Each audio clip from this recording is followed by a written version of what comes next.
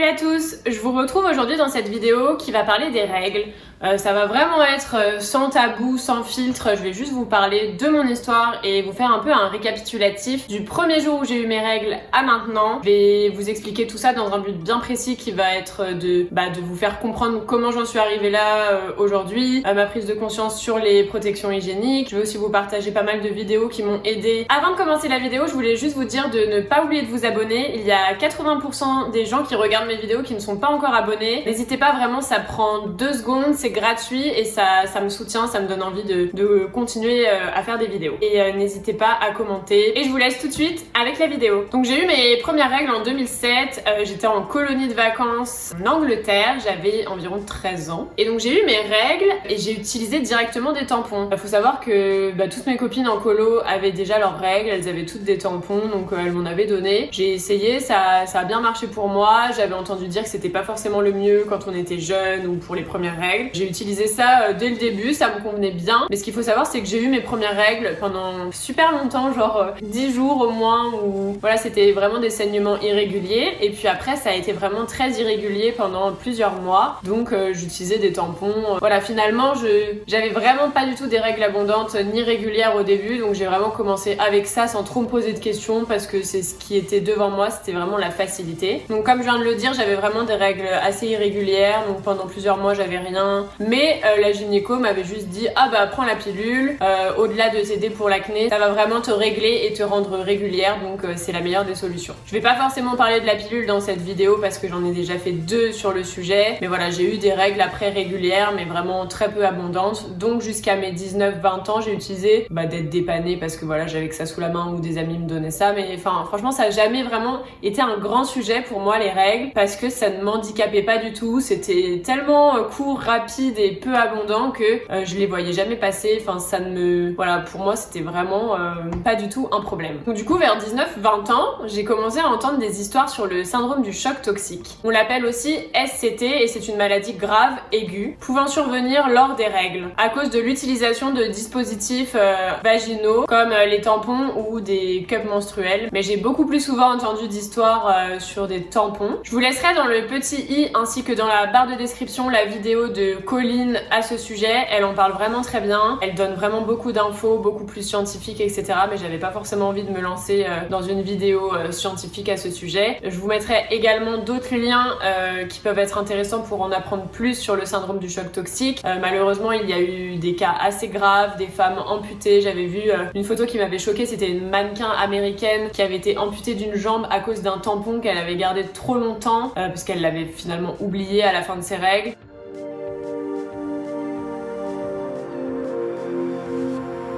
Et voilà, moi ça m'a fait tout de suite super peur. J'avais aussi appris que les tampons étaient blanchis à l'eau de javel ou avec des produits vraiment chimiques. Les marques conventionnelles que je citerai pas mais que vous connaissez tous, voilà, étaient vraiment très controversées. Il y avait aussi des tampons avec du parfum, des serviettes avec du parfum, des choses comme ça, qui finalement, quand on est jeune, on pense que c'est normal, que c'est cool, mais c'est pas du tout normal d'introduire ce genre de choses dans son corps. Donc j'ai eu ma première prise de conscience vers 20 ans après avoir vu les vidéos sur ce sujet, ainsi que lu pas mal d'articles sur le syndrome du choc toxique et autres composants chimiques qui peuvent se trouver dans les tampons. Et j'ai vraiment décidé de changer ma manière de me protéger durant mes règles. J'ai donc décidé dans un premier temps de passer à des tampons bio. Ça me convenait très bien, mais c'est vrai que sur le long terme, c'était un sacré budget pour moi. J'étais étudiante, les tampons bio ou les tampons que j'achetais en parapharmacie coûtaient 2 fois plus cher qu'une boîte de tampons classique. Donc j'avais vraiment besoin d'une solution un peu plus économique. J'avais entendu parler de la cup par des amis qui m'en disaient que du bien. Elle me disait de tester, mais j'étais pas forcément super à l'aise avec mon corps il y a quelques années. Voilà, ça m'intriguait, mais j'étais pas encore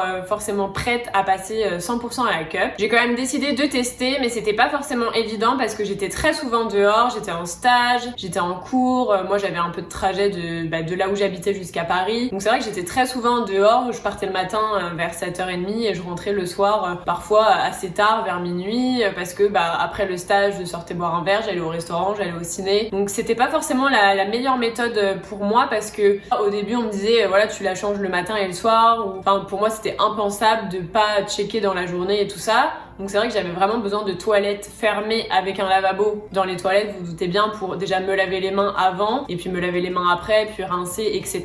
Donc c'était pas forcément l'idéal, mais je trouvais qu'il y avait du potentiel dans le sens où ça coûtait 20-25 €, mais c'était un achat unique qu'on peut, finalement la cup peut la garder 5 à 10 ans il me semble, si on l'entretient bien, si on en prend soin. Du coup je trouvais vraiment que c'était la solution miracle, mais ça s'est pas forcément passé comme je l'avais prévu, parce que il se trouve que la première fois où je l'ai testé longtemps, donc c'est-à-dire que je l'ai testé du premier jour de mes règles à la fin de mes règles, je l'ai testé, tout s'est très bien passé, mais le mois suivant, j'ai voulu récupérer ma cup dans mon tiroir, donc j'ai vraiment un tiroir dédié, un tiroir de fille quoi, et j'ai voulu récupérer ma cup et impossible de la retrouver, et je me suis rendu compte que le dernier jour de mes règles, donc j'étais en agence de communication à Paris, j'avais dû la jeter dans les toilettes, tout simplement. Donc j'étais là, ok, donc le truc c'est pas du tout pour moi, je viens de payer ça 25 balles, je l'ai déjà acheté dans les toilettes, j'étais un peu fâchée. Voilà, j'en ai racheté une évidemment par la suite, c'était pour la petite story time un peu marrante, mais pour vous dire que voilà, passer d'un tampon à la cup,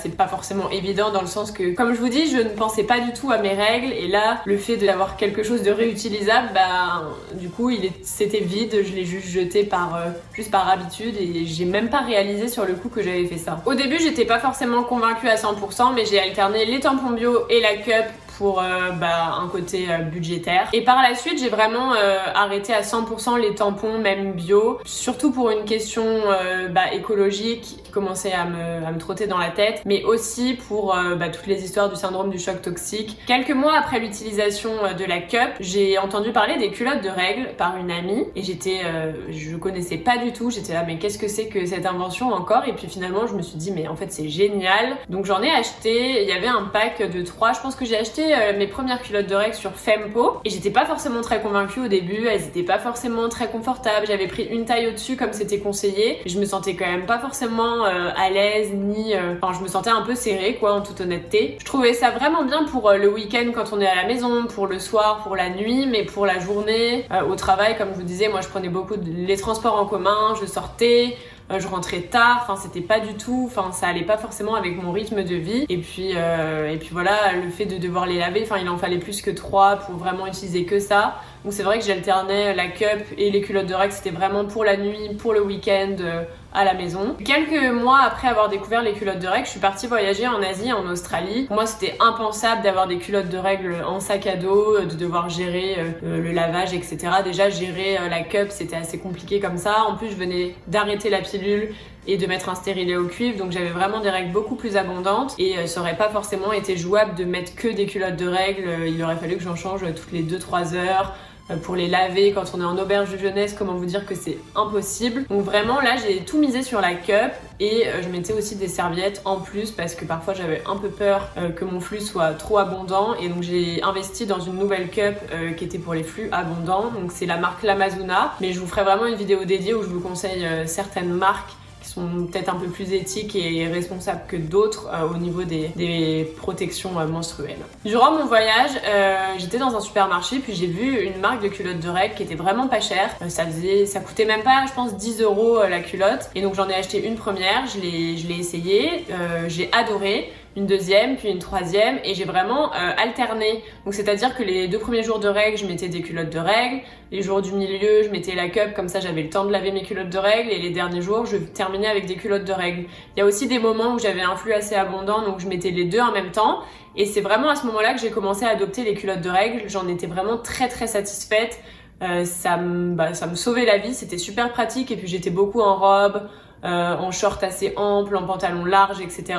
Donc il n'y avait pas tout ce qui me dérangeait à Paris, d'être en pantalon serré, au travail, etc. C'est pas du tout pareil qu'en voyage.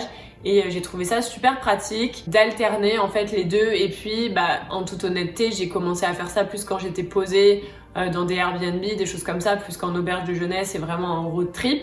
Mais c'est là que tout a commencé du coup avec les culottes de règles. Voilà, donc je vous ai fait un petit récap de mon parcours avec les règles et de pourquoi j'en suis venue à des protections hygiéniques plus responsables, plus saines, plus respectueuse aussi bien de l'environnement que de mon corps et de ma santé. Je trouve ça vraiment important d'avoir une prise de conscience là-dessus parce que voilà, moi je suis assez choquée de tout ce que je découvre depuis des années, aussi bien les produits ménagers, les shampoings, tous les produits qu'on utilise. Moi je me dis bah si on nous vend ça c'est que c'est bon, puis il y a plusieurs marques parce qu'on veut avoir le choix, mais en fait la majorité des marques conventionnelles ne respectent ni la planète ni les gens. Ce ne sont pas des marques éthiques, malheureusement.